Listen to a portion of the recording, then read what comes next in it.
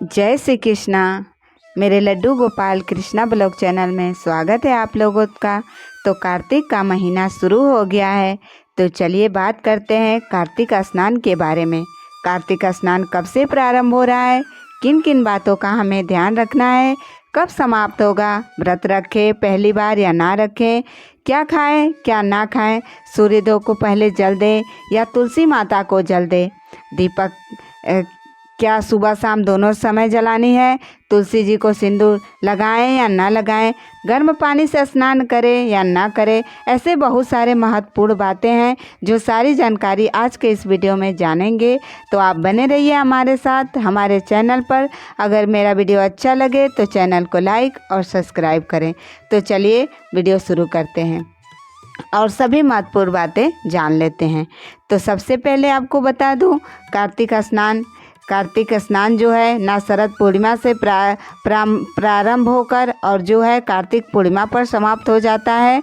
तो जो लोग एक महीने का, कुछ लोग जैसे कि व्रत भी रखते हैं और कुछ लोग बिना व्रत रखे केवल स्नान करते हैं, तो उनको भी आधे फल की प्राप्ति होती है, लेकिन बहुत अधिक पवित्र और शुभ और सही माना जाता है। विष्णु भगवान को प्रसन्न करना है तो बहुत सारे जो कर पाते हैं, जैसे कि बड़े बुजुर्ग लोग हैं अधिक वही व्रत करते हैं, कार्तिक स्नान करते हैं। ऐसे तो कोई भी कर सकता है और ऐसा माना जाता है कि भगवान विष्णु का निवास स्थान जब ही होता है ठंडे और शीतल जल में स्नान करने का नियम है। तो कुछ लोग व्रत रखते हैं तो अपनी शारीरिक क्षमता को देखकर ही आपको व्रत रखनी होती है, क्योंकि एक महीने का व्रत जो है तो आप देख लीजिएगा, अगर आपसे हो पाता है तभी कीजिएगा, वरना बिन व्रत रखे भी केवल स्नान कर सकते हैं, क्योंकि इसका नियम है कि तारों की छांव में ही स्नान करनी चाहिए। जब तक आकाश में तारे दिखते हैं तभी हमें भोर में सुबह ब्रह्म मुहूर्त में ही स्नान करने से हमें लाभ होता है, और इस स्नान को खुले में ही करनी चाहिए। अगर खुला स्थान कहीं नहीं है तो आप अपने घर में, जो आप जहाँ नहाते हैं अपने घर में ही कर सकते हैं, वैसे भी कर सकते हैं। भगवान श्री हरि विष्णु जी से माफ़ी मांगकर कोई दिक्कत नहीं है। नियम तो यही है कि खुले में नदी सरोवर में ही करना चाहिए स्नान। नहीं हो पाएगा तो घर में ही अपने पानी में ही गंगा जल मिलाकर मिश्रित जल से स्नान कर लेनी चाहिए। और रह गई गर्म पानी की बात, तो गर्म जल में गंगा जल मत डालिएगा। गंगा जल स्नान के बाद छिड़काव कर लीजिएगा अपने ऊपर, उसके बाद आप अपना पूजा पाठ कर लीजिएगा। अब बात करते हैं कार्तिक स्नान कब से शुरू हो रहा है।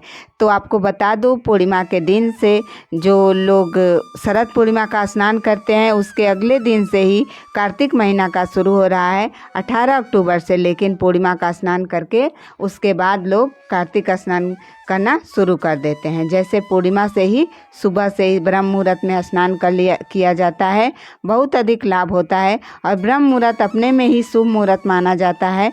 तो जैसे 17 अक्टूबर से आप प्रारंभ कीजिएगा और 18 अक्टूबर से ही कार्तिक का महीना शुरू हो रहा है, और हमें 15 नवंबर तक स्नान करनी है। कार्तिक स्नान की समाप्त हो जाएगा, और कार्तिक पूर्णिमा के साथ ही आपका कार्तिक स्नान भी समाप्त हो जाता है। और उस दिन जो दान उपदान करना है वो आगे मैं वीडियो में डालूंगी। तो इस प्रकार से कार्तिक स्नान के नियम विधि, तो ऐसा माना जाता है कि जो कार्तिक स्नान करते हैं उन्हें बहुत अधिक लाभ मिलता है। जो स्नान कर रहे हैं, पूरे महीना का व्रत रखे हैं और उनका आप दर्शन कर लेते हैं तो उससे भी आपको लाभ मिलेगा। जो स्नान कर रहे हैं उन्हें तो कई गुना लाभ मिलेगा। तो इसलिए कार्तिक का महीना विष्णु भगवान का प्रिय महीना होता है। विष्णु भगवान का आप लोग को मालूम ही है कि कार्तिक का महीना अगर जो भी व्रत उठाना चाहते हैं वो कितने सारे व्रत पड़ते हैं कार्तिक के महीने में। तो आप लोग कोई भी नया व्रत ऐसे कर सकते हैं, साल सभी व्रत आप लोग शुरू कर सकते हैं। इसलिए कार्तिक का महीना बहुत ही अधिक पावन और पवित्र महीना और भगवान विष्णु का प्रिय महीना होता है। तो इसलिए आप जो हैं स्नान का देख लीजिएगा, चाहे तो कर सकते हैं आप। चलिए आगे बता दूं, अगर आप ठंडे पानी से स्नान कर पाए तो बीमार ना हो, तो इस बात का भी आपको ध्यान रखना है। पानी से भी स्नान कर सकते हैं गर्म पानी से भी आप स्नान कर सकते हैं, पर नियम तो यही है कि ठंडे और शीतल पानी से ही कार्तिक स्नान किया जाता है। अपनी शारीरिक क्षमता को देखते हुए ही ये व्रत करिएगा, नहीं तो बीमार पड़ जाएंगे तो सारे व्रत खराब हो जाएंगे। तो 18 तारीख से कार्तिक स्नान शुरू हो रहा है, 17 से ही शुरू है, तो आप लोग 17 से ही कीजिएगा। भोर में हमें करनी है 4, 4:30 या 5 बजे के पहले ही, 4:45 बजे तक हमें स्नान कर लेनी चाहिए। उसके बाद हमें अपने पूजा में लग जानी चाहिए। और एक बात, जो कार्तिक स्नान करते हैं वो दिन में सोते नहीं हैं। अगर बहुत नींद आए, मजबूर हो जाएं, तो अपने आंचल में तुलसी पत्र बांध कर सो सकते हैं, क्योंकि अगर भोर में आप जगेंगे तो दिन में तो पक्का नींद आएगा ही। तो इसलिए, और अगली बात कि हमें सबसे पहले जल किसको देना चाहिए। कार्तिक के महीने में तुलसी जी का बहुत ही महत्व होता है। अगर हम पूजा करते हैं, स्नान करते हैं, तो तुलसी जी आप लोग अपने घर में लगा लीजिएगा। और आप किसी को तुलसी, अगर घर में ही अधिक तुलसी जी हैं, पौधा हैं, तो आप उन्हें किसी को दान भी कर सकती हैं। तुलसी दान करना बहुत ही अच्छा होता है, तो आप पूजा पाठ के लिए किसी अन्य को भी दे सकते हैं। और कार्तिक के महीने में जिस तुलसी की पूजा करते हैं उस तुलसी का पत्र नहीं तोड़ना चाहिए, इस बात का भी आपको ध्यान रखना चाहिए। तो जल हमें सबसे पहले सूर्य भगवान को ही देनी चाहिए। और जैसे कि पौधे में जल देना अधिक चाहिए, कि जिसे जल से जीवन मिले। कि जब सूर्य भगवान को हम जल देते हैं तो ऐसे ज़मीन पे देते हैं तो पैर पे छींटे आते हैं, तो आप ऐसा ना करें, किसी पौधे में आप जल दें, ताकि अगर जो जल दे रहे हैं उससे किसी पौधे को जीवन मिलता है तो और आपको सोने पे सुहागा हो जाता है और ज़्यादा फल मिलता है।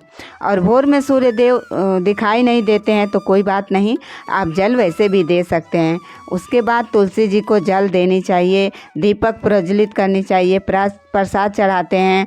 और दीपक घी का भी हो सकता है, तिल का तेल का भी आप जला सकते हैं। अपनी क्षमता को देखते हुए तुलसी जी को लाल सिंदूर लगाते हैं, पीला नहीं लगाया जाता है। और भी लाल सिंदूर लगाइए तो आप जड़ में लगा सकते हैं। तुलसी माता को भावर भी देना चाहती है तो 5 या 7 या जितनी बार आप देना चाहते हैं देना चाहिए, क्योंकि कहते हैं ना कि भावर देना ज़रूरी होता है। कार्तिक के महीने में कुंवारी तुलसी जी की पूजा की जाती करते हैं, इसलिए रोली या लाल सिंदूर लगानी चाहिए, वो भी जड़ के पत्तों पर नहीं, जड़ में लगानी चाहिए। भगवान विष्णु का जड़ में ही वास होता है। उसके बाद तुलसी जी का भजन, कीर्तन, आरती, माला जप, भगवान के नाम का भी वही करते हैं। तुलसी माता की कथा सुनते हैं। और तुलसी जी को दीपदान हमें दोनों समय ही करना चाहिए, पूरे कार्तिक के महीने भर। आप चाहें तो मिट्टी का भी दीपक ले सकते हैं, पीतल का भी दीपक बाज़ार से ले सकते हैं, लेकिन मिट्टी का दीपक हर रोज़ नया चाहिए और पीतल का दीपक को हर रोज़ धोकर ही आप दीपक जलाएं। और केले को अभी के नीचे भी दीप जलाना चाहिए। तुलसी के नीचे, आंवले का पेड़ है तो आंवले के पेड़ के नीचे दीपदान जरूर करना चाहिए। और आकाश दीपदान भी किया जाता है कार्तिक के महीने में। 5 दीपदान दान किया जाता है, एक मंदिर में, एक आकाश दीप, एक तुलसी माता, एक विष्णु भगवान, केले के जड़ के नीचे और सम्मी के पेड़ के नीचे, आंवले के पेड़ के नीचे। मतलब आप जहाँ या इसमें से करना चाहे 5 दीपदान रोज़ करना चाहिए। और जो कार्तिक स्नान करते हैं उन्हें आग भी नहीं सेकना चाहिए, क्योंकि कार्तिक स्नान करते करते सर्दी का मौसम आ जाता है तो बहुत लोग को सुबह सर्दी लगती है तो आग सेक लेते हैं, तो आग नहीं सेकना चाहिए।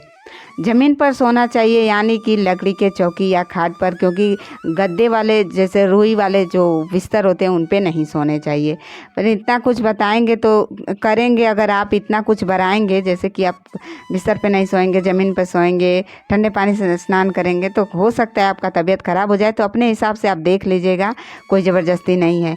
तो ये सब बातें ध्यान समझिएगा। और एक बात, 1 महीने का कार्तिक व्रत है तो उसमें क्या खाना चाहिए और क्या नहीं खाना चाहिए तो वो भी देख लीजिए।